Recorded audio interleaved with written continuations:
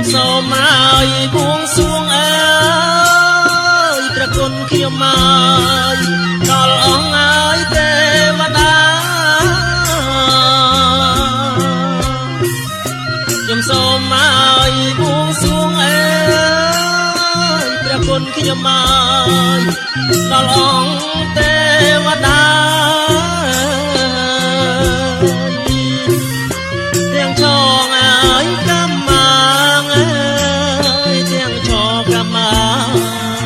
គឺទាំងអស់5 3ទាំងចកម្មគឺទាំងអស់5 3សូមលោកឲ្យយាងមកអើយព្រះគុណខ្ញុំមកជួយឲ្យបើ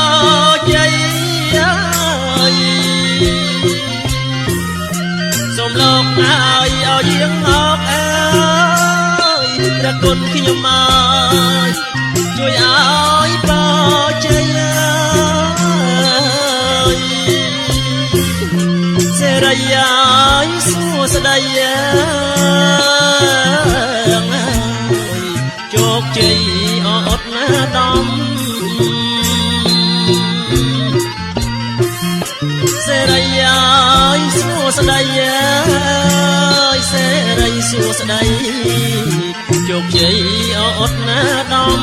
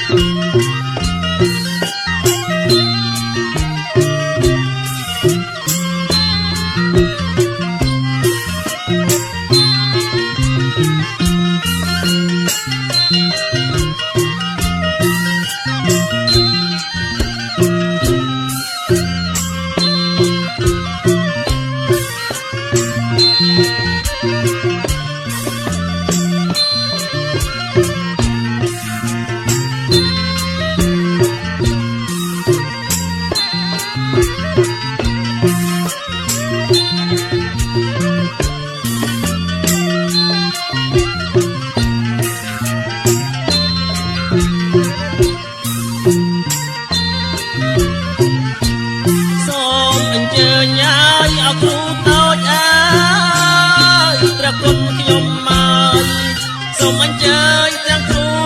ធំអើយខ្ញុំសូមអញ្ជើញទាំងគ្រូតូចអើយព្រះគុណខ្ញុំមកអញ្ជើញទាំងគ្រូធំអើយទេវតាអន្តព្រំអើយលោកមកជួយអសន្នឋិតណាទេវតាអន្តព្រំលោកមកជួយអសន្នឋិតណា